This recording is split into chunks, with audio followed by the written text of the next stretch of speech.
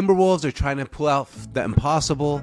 But Sammy, first I got 2 stats for you. One real, one fake about this series. Are you ready? I am ready. All right, stat number 1. Kyrie Irving lost his first ever closeout game yesterday. Stat number 2. Kyrie Irving has never been on a team that ended up sweeping the other team in the playoffs. Which one's real? Which one's fake?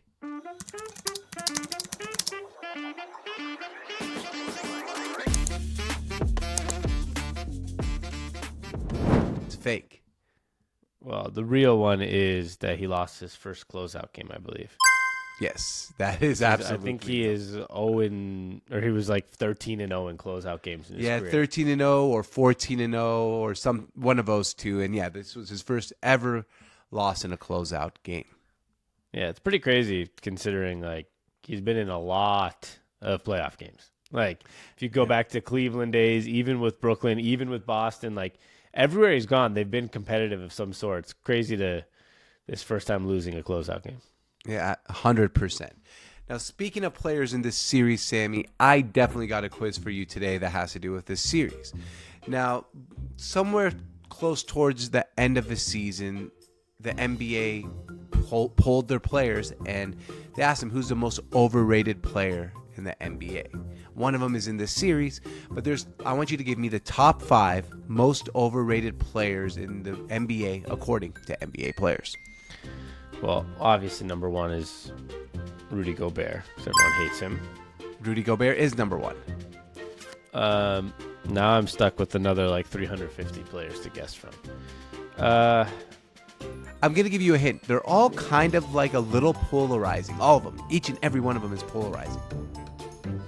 Okay, well, I know it's Rudy Gobert, obviously. That was the easiest one. I'll give you John 1 Morant? minute. John Morant is not in it. What do you mean by polarizing? They're polarizing. Like, people definitely have opinions on each and every one of these players. Fans alike, too. I mean, fans, we have an opinion on every player in the NBA. but like really, really big opinions on every one of these players. They're polarizing. Jason Tatum.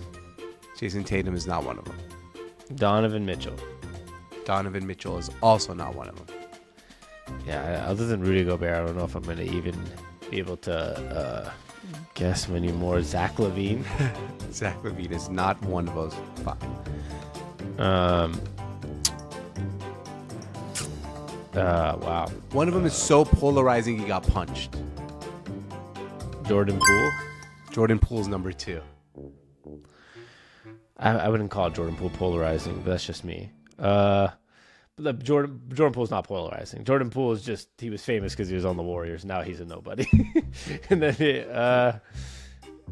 I don't think I can get any of them, George. It's too broad of a Rudy Gobert, Jordan Poole, and then I guess the players that I thought were a little overrated, maybe like Zach LaVine and a couple others. All right, the rest of them are Trae Young is at number 3, Dylan Brooks at number 4, and James Harden at number 5 are the 5 most overrated players in the NBA, according to NBA players. That's fair. James Harden one probably could have been guessed. I just feel like at this point he's not really overrated anymore. I feel like now he's kind of. I feel like he used to be a lot more overrated. Now he's kind of like I don't know. James Harden's like kind of a role player now in like a weird way for the Clippers. Yeah, I guess. But I mean, I wasn't expecting that one. Yeah, well, I kind of expected it. Guy plays no defense. I don't think players really love James Harden, like NBA players. But I don't know. Well, obviously they don't. He's in the top 5. Dylan Brooks, I thought you'd get right away. Yeah, see, I was gonna go the Dylan Brooks, Draymond Green route, like type of guys, but I don't know. Once it was Jordan Poole and Rudy Gobert, I was like, it's just gonna be all randos, but it ended up not being. Yeah, exactly. It's not who I expected the list to be, but I didn't expect Jordan Poole, that's for sure. But I guess I understand why people would think he's overrated. George, he went from winning a championship to like going to the Wizards, and they absolutely are bad. Yeah, a shit show, to say the least. All right, literally. Sammy. I don't know if the Timberwolves could come back in this series, but what's your opinion on this series, or just opinion for the day in general?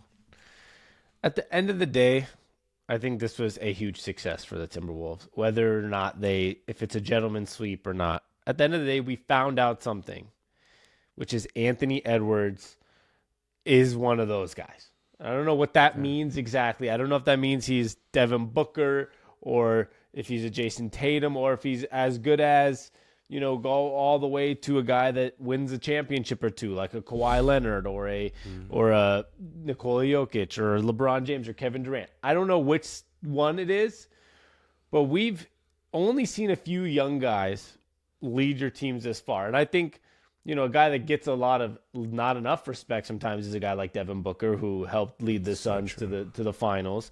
Jason Tatum has led the Celtics to the finals twice now.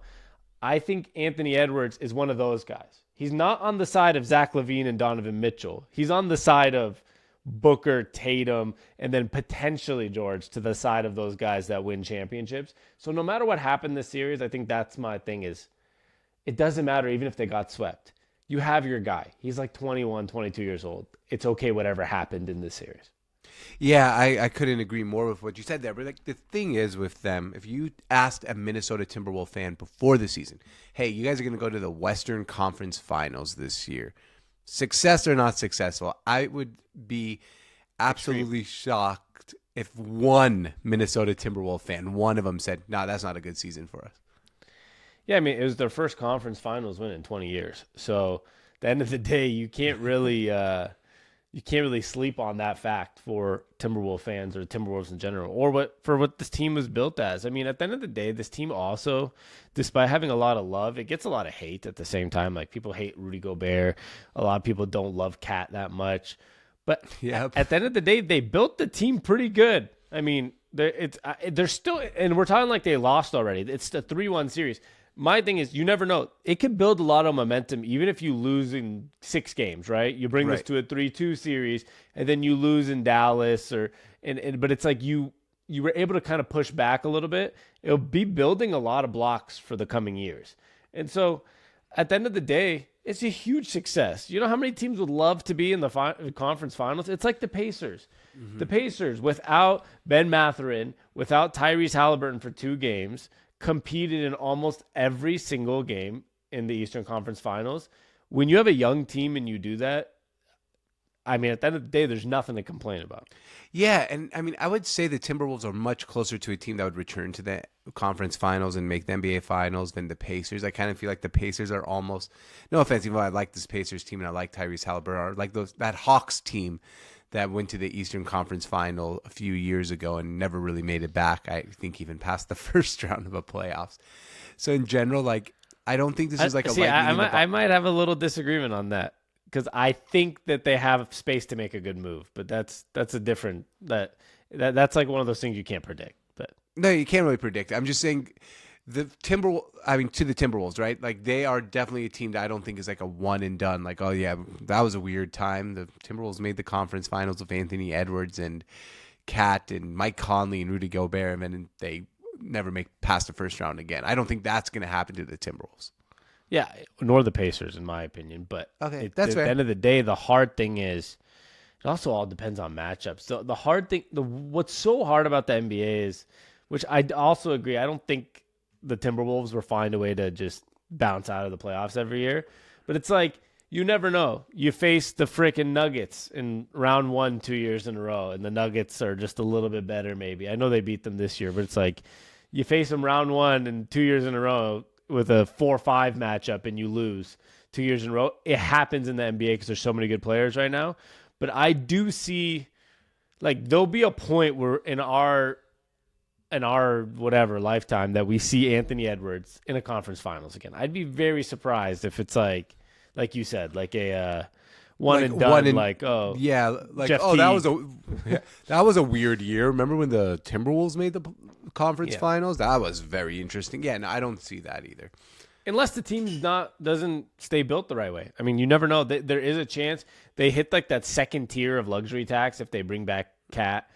You never know what teams decide. If they make a little bit of a change and it kind of ruins what's going on with the team. But at the end of the day, I think specifically Anthony Edwards in general, you're going to see him back. Whether it was with the Timberwolves or if he was a fucking Miami Heat player one day or whoever it is, he is one of those guys. Like, he is not like I said, he leans on the Devin Booker, Jason Tatum side, I think, more than the Trae Young, Donovan Mitchell side. Is that like a fair way to look at it? Totally fair way to look at it. Yeah. I know some people would probably put Devin Booker on that Donovan Mitchell side too, but I'm maybe I'm a little biased. But they went to a finals and they were up 2-0 on the Bucks, but Giannis was just too good. Yeah, absolutely. Well, all right, man. It's gonna be. Hopefully, we get a game 6, so we don't have to sit without basketball for too long. But if you are without basketball for too long, you can come. We're still gonna be recording, and you can watch our videos here at the Hoops on Tap, and you can watch all our other videos, including our football channels, in the links in the description. My name is George on Tap, the big brother. With me always is my little brother Sammy. And Sammy, you know what we like to say? Thanks for stopping by.